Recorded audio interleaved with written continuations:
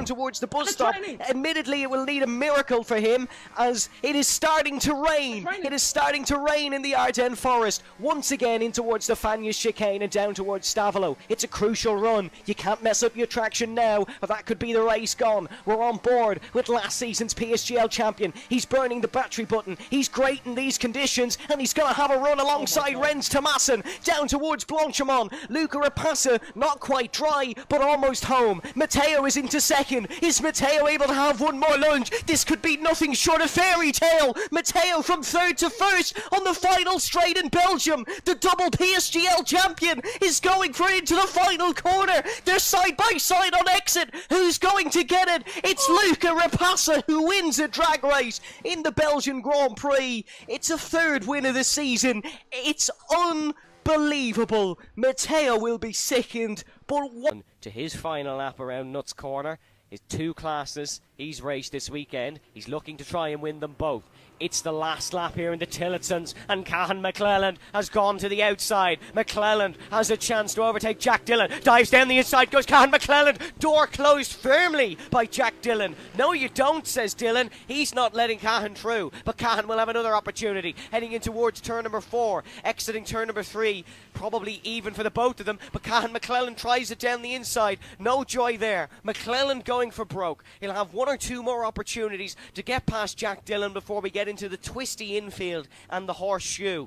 Jack Dillon, up the straight they go. McClelland weaving and following Dillon all the way to try get the slipstream. Braking for the right-hander. McClelland not able to dive down the inside. This is probably his last bet. Dillon parks it on the inside of the apex. Cahan McClelland still looking for this one, and they're side by side heading through the hairpin. Can Cahan McClelland make the move stick? It's going to be the run to the line drag that these two have done time and time again this weekend. It's not going to be the day for Cahan, or is it? He's got a great run on Jack Dillon, side by side, doing everything he can. But nobody stops Jack Dillon. It's a second win here in class at the Irish Grand Prix. Thomassen leads the way. Ryan in second, Matteo there in third. Mr. Evan Dalton, over to you for the final lap. Here we go then, last lap of the Australian Grand Prix. We start this season in a way we finished many races last season. That is with a last lap shootout here in PSGL F1. Ryan, fastest lap of the race, the German. There's a point going for that now, remember. Excellent job there for him. Matteo still all over the back of the RB in front. Rayan has put up a good defensive performance to deter Matteo from making some silly moves, and he's trying to just hold on for one more run. Rennes is going to feel vulnerable here because he's got two Formula 1 cars who have monster slipstreams right behind them, flicking it through the right-hander at 7 on towards Lakeside Drive. Matteo's got the battery. He's starting to burn it. This is going to decide the race. Oh, bit of a move from the RB of Rayan, but Matteo has got the move completed. Now his sights are set on Rennes Thomassen in first. He almost went third to first last year in Spa-Francorchamps. He's going to try to do it here at Albert Park, and what a shot it he's got. Rennes Thomassen is like a sitting duck, and there's a rocket ship coming past him in towards Ascari. The Italian gets the move done in a great he maybe look up to. A Ferrari grade. Matteo rounding through the final corner, heading in towards Prost, a great champion, driving through a corner named after a great champion. He couldn't win in his championship defending season. He wanted revenge. He gets it. Matteo wins the Australian Grand Prix. Unk's back on top. And what a way to start a season when he felt last season went adrift. Dinkinez on the inside in towards turn number 1 will be the Hungarian champion-elect David Todt. And for the final time, here in AMX Season 5, we go racing at Spa-Francorchamps. Excellent start by the third place man, Pedro Dean. He's down in towards turn 1. Santiago Aguirre is mixing it up with the best as well. There is a car gone round though, and that is Peter Zuba. That is Jaws, who has had his fin bitten off in through the first corner, and there's severe damage for Peter. He'll have to pull into the pit lane. Matteo Victorino having trouble as well, as is Roman Pascucci. Thomas Simon not having the best of starts either. He's down the order. Here is Santiago Aguirre, the Argentine, looking to battle with Pedro Dean in front of him. Aguirre in the purple, Dean in the grey, down towards the Lake on Chicane. This is incredible drama here in Belgium. Inez is leading in towards the first corner, the Frenchman taking over fellow Frenchman, but it's side by side, Santiago Aguirre and Pedro Dean, and it's going to be Aguirre who leads in the battle for third. The Argentine beats the Brazilian. Napping maybe a little bit Now Johnston Stewart looking to introduce himself to the fight once again. 1 lap to go. 3 carts, all within a second of each other. Ian Carey, Andy Stewart, Johnston Stewart, and this fight is going to be incredible. Is Carey able to make the move on Andy Stewart down in towards turn number 2? No, he is not. Andy Stewart just staying in front for the time being. Andy, second in this race last year. Can she go one better and win the Irish Grand Prix? Only has to survive the next couple of corners, but Ian Carey looking racy. Carey down the inside! Ian Carey down the inside! Ian Carey snatches it off Andy Stewart. Stewart's not going to let that one go. Now trying to dice it towards turn number, the back corner. Here comes Andy Stewart. Andy Stewart back down the inside. Johnston Stewart goes through as well. It's brother versus sister into the final sector to win the Irish Grand Prix in the Miami into Water Swifts. Andy Stewart just ahead. Carey's been left for dead. And Andy Stewart rounds through the final corner. It's a drag race to the line. It's a great race for the Stewart family, but she was queen of the corner last year. She's an Irish Grand Prix winner this year. Andy Stewart comes across the line and has won the Miami Water Swift Irish Grand Prix with cutthroat manoeuvres on the last lap, and her brother Johnston Stewart comes home in second. That is where this race will be decided.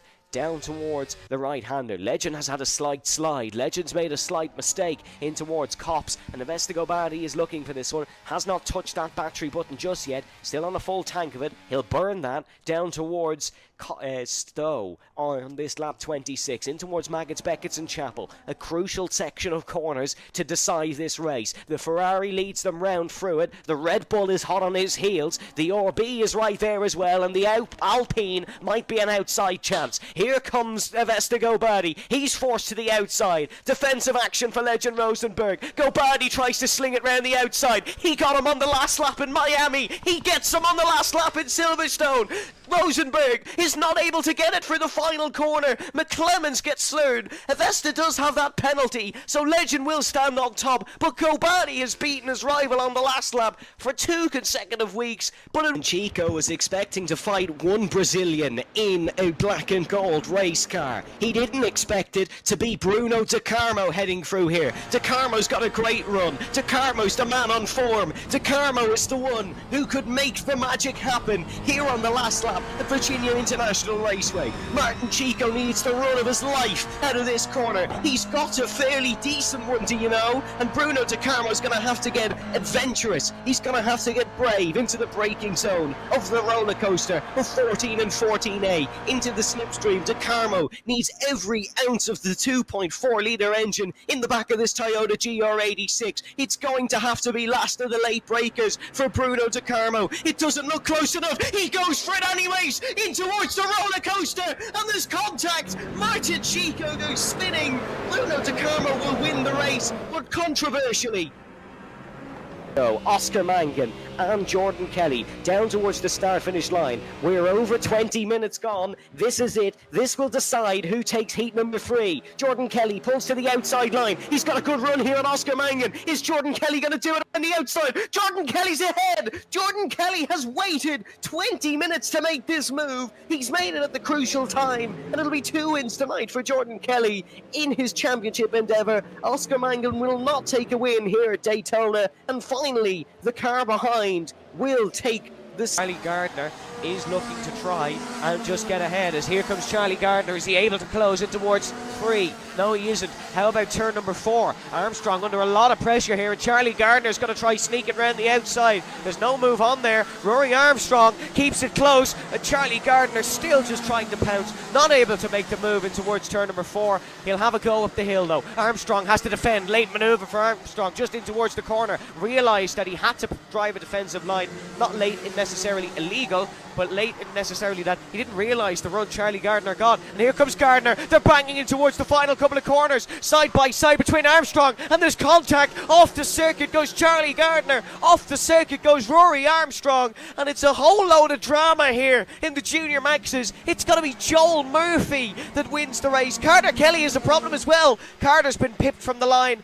I don't even know who's got second. Joseph McMahon has got second. Rory Armstrong 5th. Charlie Gardner 7th.